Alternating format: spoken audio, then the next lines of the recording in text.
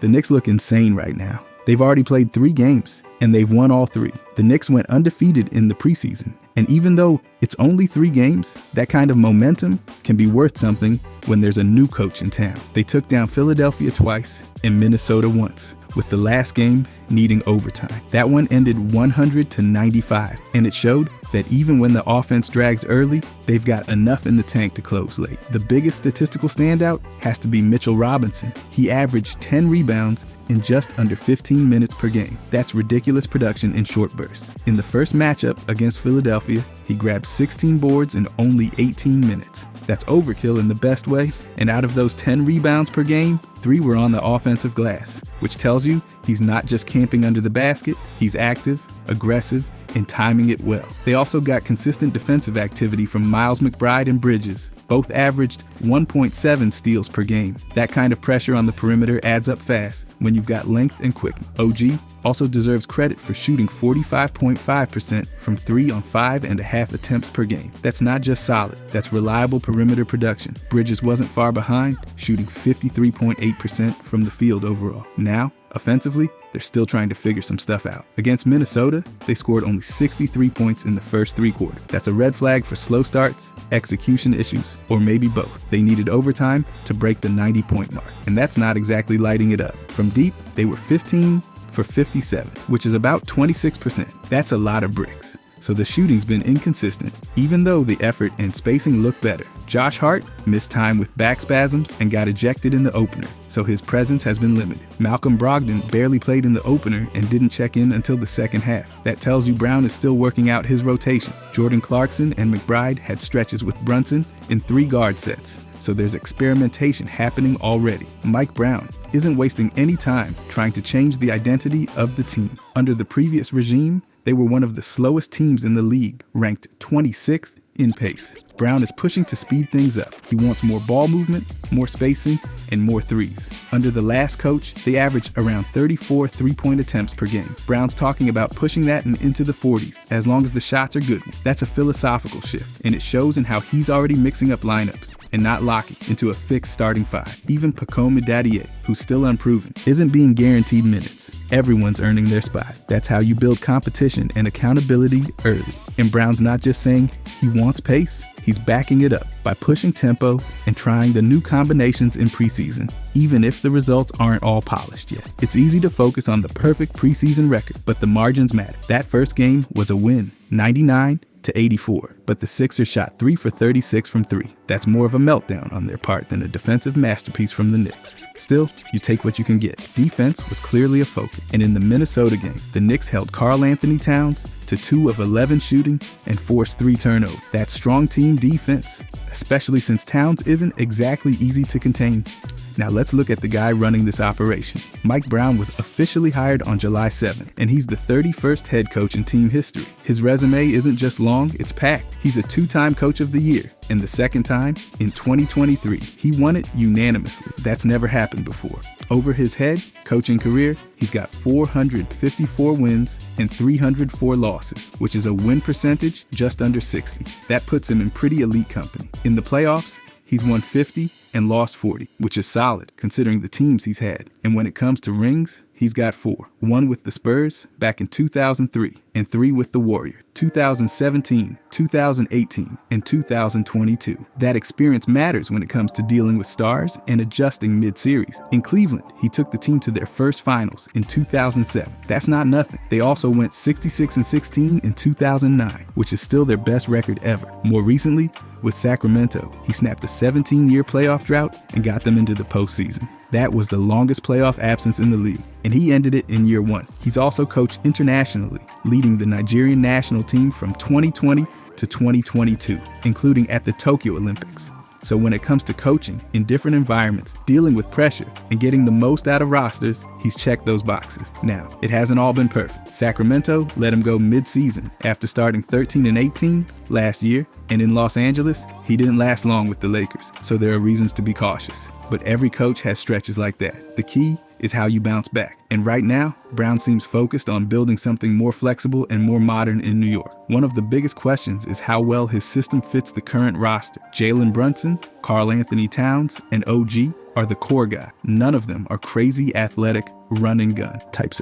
So Brown's going to have to tweak his pace and spacing goals to fit their styles. Still, having players like Mitchell Robinson on the inside and a deep bench with Brogdon and Clarkson gives him options. If he can get the most out of the bench unit while managing the star minutes, they've got a chance to be more consistent over 82 games. He's also emphasizing read and react decision-making on offense, which means fewer scripted sets and more player movement and autonomy. That takes time to install, but it could pay off if the players buy in. The defensive side is already showing signs of strength. Rebounding has been elite, and the perimeter pressure from guys like McBride and Bridges is giving opponents trouble. Even when the offense has stalled, the defense has kept them in games. Now, preseason isn't the best predictor of regular season success. These games are shorter in intensity. The lineups are rotating constantly, and a lot of stars are taking it easy, but the signs are still useful. What's clear is that Brown is pushing tempo, shaking up rotations, and establishing a tone early. That tone looks a lot different from last year. With the new structure, if the shooting improves even a little bit and the stars stay healthy, this team could be a top-tier contender in the East. The pressure is real, though. New York doesn't wait long to turn the temperature up, but based on the preseason numbers and the early adjustments, they're ahead of schedule. Brown's not just another recycled hire. He's got real credentials, and more importantly, he's already doing things differently. Now the challenge is translating all of that into regular season wins. They've started strong, even if the shooting's been uneven and the offense is still in progress. If the defense keeps holding strong and the pace starts paying off, they could surprise a lot of people. There's a long way to go, but through 3 games, the numbers say they're on the right path. But then I want to talk about the projected starting lineup of Jalen Brunson, Bridges, OG, Karl Anthony Towns, and Mitchell Robinson isn't just a talented group. It's a unit stacked with complementary skills, shooting balance, defensive range, and high-level experience. It might not be the flashiest 5 in the league, but it might be one of the most functional on both ends. Each player brings a very specific tool, and when you lay the numbers out, it's pretty obvious this group is built to win now. Let's start with Brunson, 26 points per game last season. That alone is enough to lock him in as the focal point, but it's not just the scoring. He also averaged 7.3 assists, which means he wasn't just putting up numbers, he was setting the table too. And he did all of this while hitting 38.3% from beyond the arc. That kind of efficiency and playmaking from the point guard spot gives the Knicks a legit floor general who doesn't need constant micromanaging. Brunson's also got chemistry with Bridges and Hart from their Villanova days, which adds a layer of cohesion that most starting lineups don't have built in.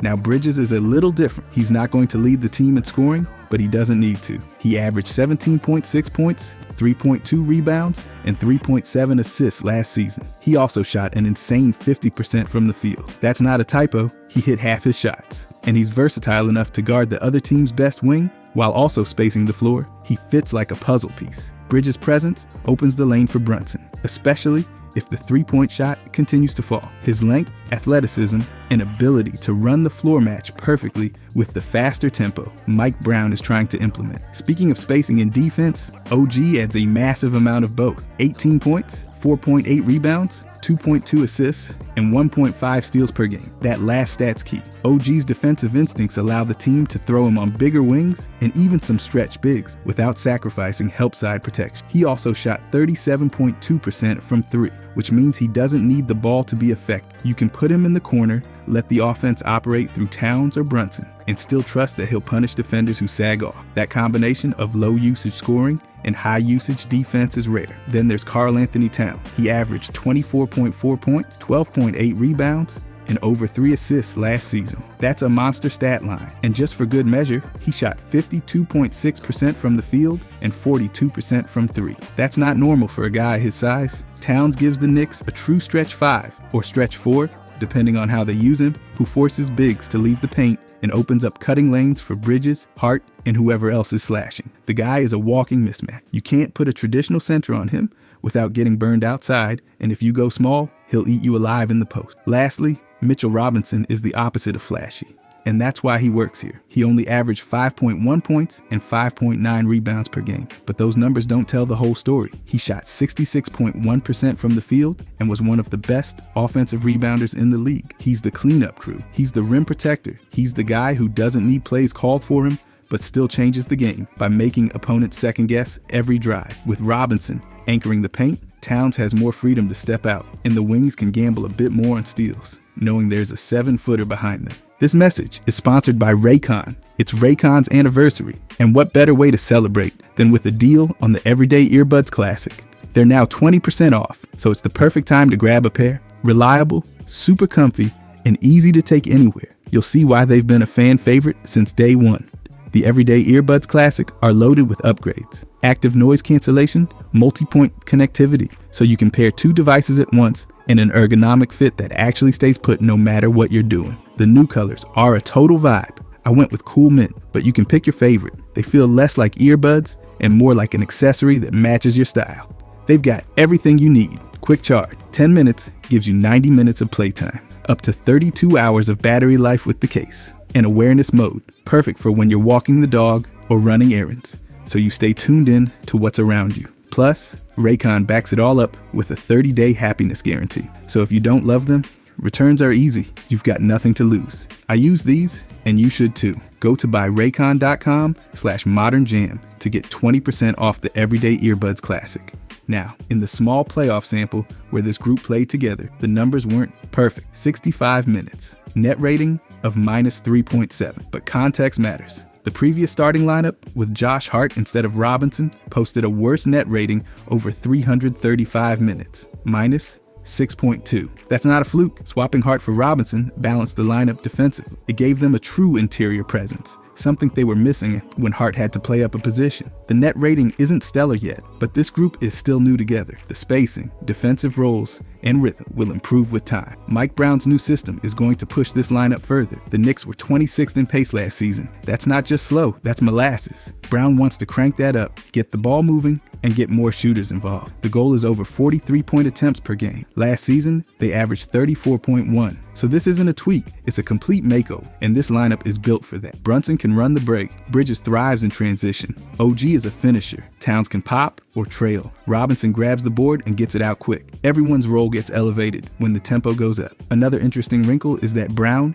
is using Robinson in the high and pinch post during preseason sets. That's not something you'd expect from a guy with limited offensive creation skills, but it's working. He's making quick passes, setting hard screens, and letting the offense run through movement rather than isolation. That helps Brunson conserve energy and gets everyone involved early in the shot clock. It also helps that the team finally has a real bench. Josh Hart coming off the bench is wild when you consider he averaged 13.6 points, 9.6 rebounds, and nearly 6 assists per game. Most teams would start him and feel great about it. The fact that he's a second unit guy shows how strong the starting five is. And when you've got bench players like Jordan Clarkson and Miles McBride into you, bringing scoring and pressure, it means the starters can play more defined minutes and stay fresh. Rotation-wise, Brown's got options. But what makes this group special is that they don't need to all have the ball. Brunson's the main creator. Towns is the secondary option. Bridges and OG play off ball. Robinson just eats on the glass. It's a clean hierarchy. That's rare. Most teams are still trying to figure out roles. 5 games into the season, the Knicks have those roles locked before opening night. One underrated stat is rebounding. Between Robinson, Towns, and OG, you've got a trio that can close out possessions on the defensive end. And with the increased pace, every board matters. Second chance points go up when Robinson's on the floor. Defensive rebounding limits transition against. Every detail matters in close game, and this lineup has a ton of little advantages. Shooting-wise, they've got enough spacing to keep. Defense is honest. Towns at 42% from 3 is a cheat code. OG at 37 keeps the corner locked. Brunson at 38 from deep forces the bigs to hedge higher in pick and roll. Even if Robinson isn't a shooter, his gravity on the offensive glass means defenders have to account for him. That opens lanes and resets possession. Defensively, the combination of Bridges and OG on the wings is brutal for opposing scorers. One's long and twitchy, the other's strong and smart. Together, they make life miserable for perimeter creator. Then you've got Robinson protecting the rim and Towns doing just enough to be a factor. Add in Brunson holding his own on the point of attack, and you've got a top 10 defensive unit on paper. Brown's track record supports this too. His teams have always emphasized communication, rotations, and help defense. That plays to the strengths of this group. They don't need to play gambling defense because they've got solid stoppers and reliable help inside. It's the kind of structure that doesn't just look good, it travels. This lineup should hold up on the road just as well as at home. The Knicks haven't had this kind of flexibility in years. They can go small by sliding Towns to the 5 and bringing in Hart. They can go big with Robinson and Towns together. They can run, slow it down, switch everything, or hedge and recover. That's a nightmare for opposing coaches. And it all starts with having a starting 5 that isn't built around one star carrying the load. They've got 5 guys who all play different roles, all capable of playing 30 minutes a night, all fitting into the system Brown's installing. That kind of balance is rare, and the numbers back it up. Scoring, rebounding, shooting percentages. Every guy in the starting lineup brings efficiency in at least one area. If this group stays healthy, the rest of the league better hope their chemistry takes time to build, because if it clicks early, it's going to be a long year for the East. The defense is already solid. The offense is a work in progress, but the ingredients are there. And unlike past Knicks teams, this one doesn't need one guy to play hero every night. They've got options. They've got balance. They've got a starting 5 that actually makes sense. But then we can talk about the bench. The Knicks bench for the 2025 to 2026 season might finally be more than just a breather unit. For once, the second unit isn't just a pit stop before the starters come back in, it's a weapon. The combination of Malcolm Brogdon, Miles McBride, Jordan Clarkson, Josh Hart, and Guerschon Yabusele gives the Knicks versatility, shooting, veteran composure, defense, rebound, and yes, actual scoring depth. It's a miracle. Starting with Brogdon, the guy is basically the bench whisperer. He's done this role before, and he's done it well. He's a former 6th man of the year and averaged around 12.7 points, 4.1 assists, and 3.8 rebounds last season. That was on a bad Washington team, which makes the numbers even more impressive. He's not some washed vet hanging on for a check. He's a real playmaker, a secondary ball handler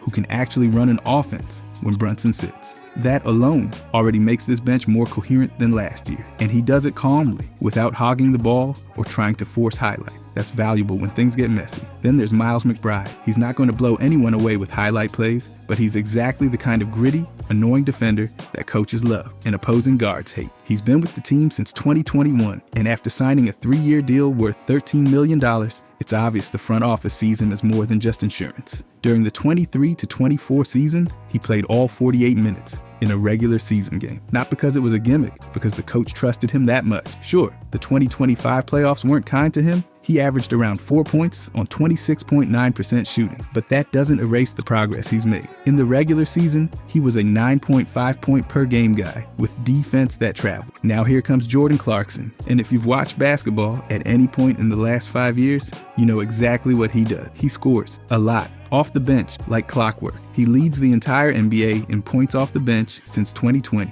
with over 4,500 points. That's not speculation or narrative. That's pure math. He's one of the most consistent second unit scorers in the league, and he's made a career out of coming in cold and lighting people up. He doesn't need plays drawn up. He doesn't need rhythm. Just give him the ball and the scoreboard moves. That's a massive deal. For a team like the Knicks, whose bench scoring then has been a punchline in recent years, Josh Hart is the glue guy, not the glamorous title. But without him, everything falls apart. He's coming off a season where he averaged 13.6 points, 9.6 rebounds, and 5.9 assists. As a bench player, he also logged over 37 minutes per game, which is absurd and kind of hilarious. The man never leaves the floor. He's built like a linebacker, rebounds like a power forward, and passes like a wing. He's also the most flexible player on the roster, capable of guarding multiple positions and switching onto basically anyone not named Joel Embiid. You want effort? Hart gives you effort. You want toughness? He brings that too. And when the starters need to sit, having someone like Hart make sure the drop-off isn't catastrophic. Rounding out the main bench group is Guerschon Yabusele. He's the stretch big. He gives you front court spacing and shot making from the 4 or 5 spot. Last year with the Sixers, he averaged 11 points on 50.1% shooting. He's not a star, but that's not the assignment. His job is to come in, hit open shots, and keep the paint unclogged for drivers like Clarkson or Hart. He does that. He's the kind of player who makes it easier for the bench unit to function like an actual offense instead of just surviving. So what makes this bench group exciting isn't just the talent, it's the roles. Everyone has a purpose. Brogdon is the organizer, Clarkson is the microwave scorer, McBride is the defensive pest, Hart is the connector, Yabusele is the floor spacer. None of them are stepping on each other's toes. That wasn't always the case in past Knicks lineups, and that's why this group has a shot at being more than just solid. Now for the numbers that matter, Clarkson's scoring speaks for itself, but it's worth repeating. 4,589 points off the bench since 2020. That's the top mark in the league. He's not guessing out there. Brogdon's assist numbers have been solid across multiple seasons, including his time in Boston when he was running point for a playoff team. Hart is posting near triple-double averages from the forward spot, and Yabusele's shooting keeps defenders honest, which means the driving lanes stay open. Even with those numbers, the defense isn't being ignored. McBride's reputation is built on defense. He pressures the ball, forces turnovers, and makes life hard for backup guards. Hart's defensive versatility means the Knicks don't need to hide anyone. Brogdon is experienced enough to rotate and communicate. And even Clarkson, who isn't exactly known for lockdown defense, at least isn't a complete liability when he's surrounded by guys who know what they're doing. The risks? Sure, they're there. McBride shot 25% from 3 in the playoffs. That's not ideal. Brogdon's efficiency dipped last year, including a rough stretch from deep. Clarkson's 33 years old and could show somewhere if his minutes get too high. Yabusele is unproven in high-stakes moments, and if Hart has to carry too many minutes again, it could wear him down. But the floor is way higher than it's been. The Knicks used to fall apart when the starters sat. That's not an exaggeration. It was like flipping off the power switch.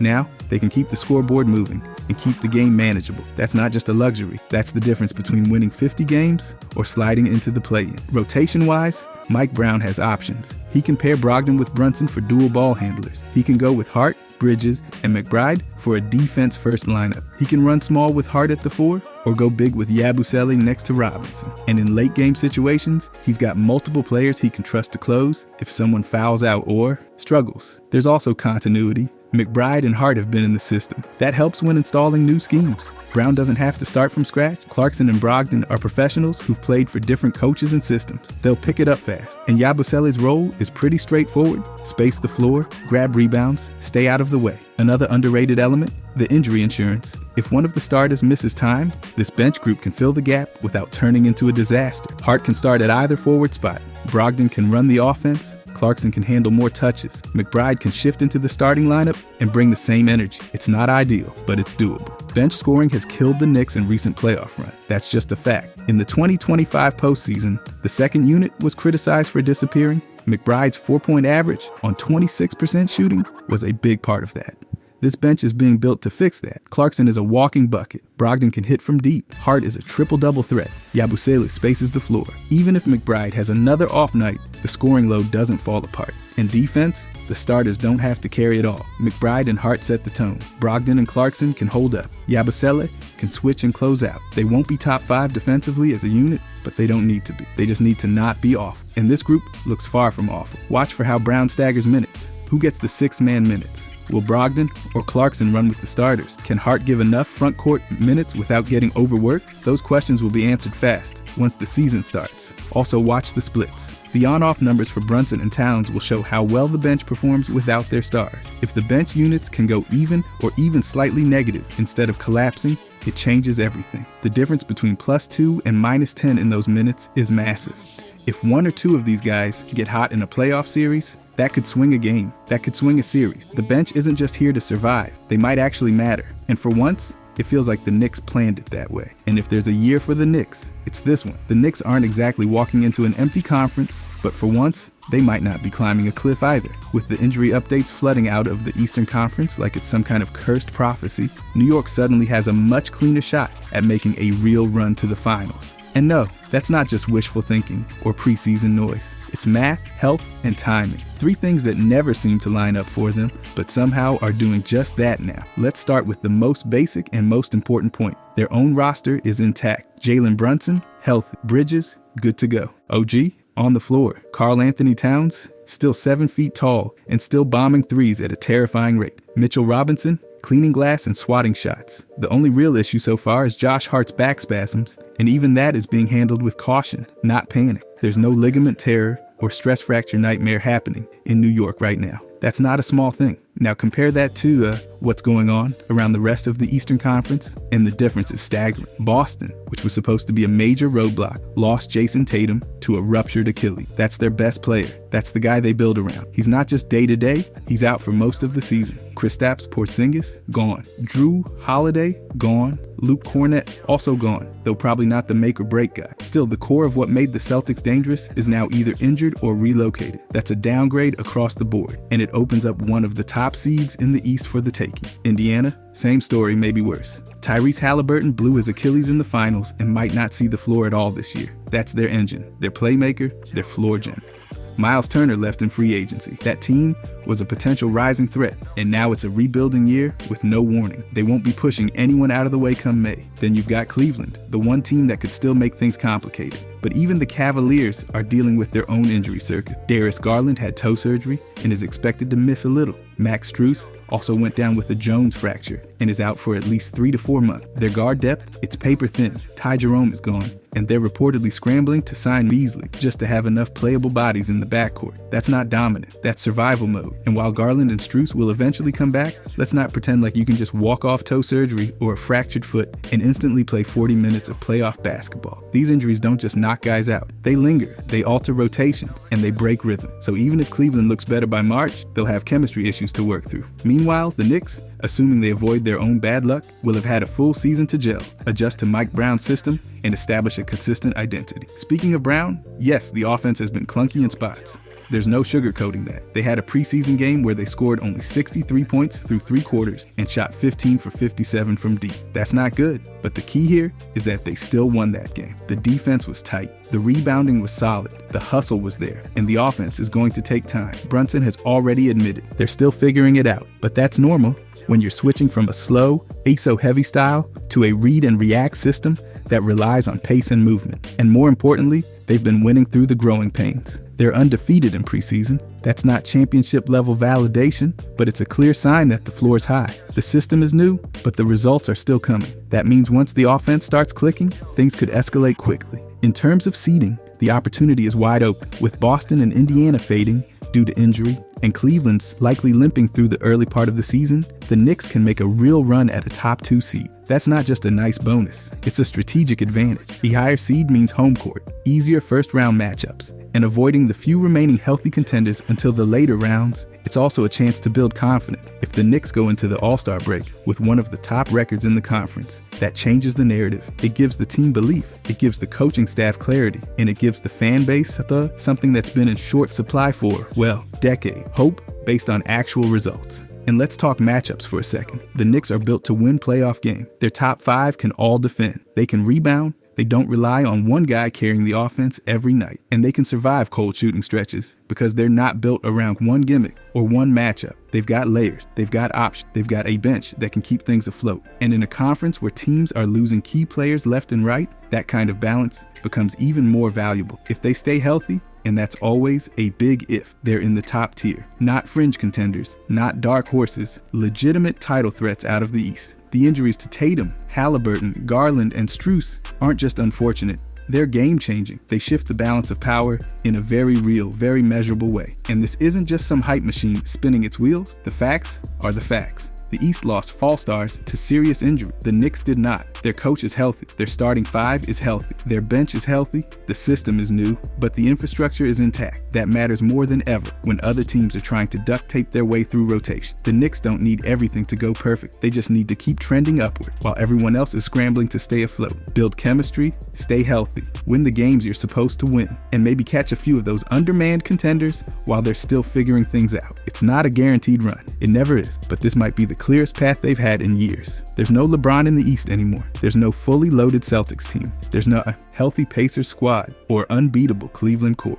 There's just a bunch of teams trying to patch things together and one Knicks roster that somehow is still standing with all its limbs attached. This season's not about catching lightning in a bottle. It's about consistency, timing, and taking advantage of a rare alignment of events. Injuries have knocked out some major players. The Knicks didn't flint. They're still standing. And for once, the path to the finals doesn't require miracles. It just requires discipline, execution, and staying the course. So how good are their chances? Vary. Not because they're flawless, not because they figured everything out, but because everyone else is breaking down. And they're not, because the East just got a lot thinner, and the Knicks just might be deep enough, tough enough, and stable enough to walk right through the door.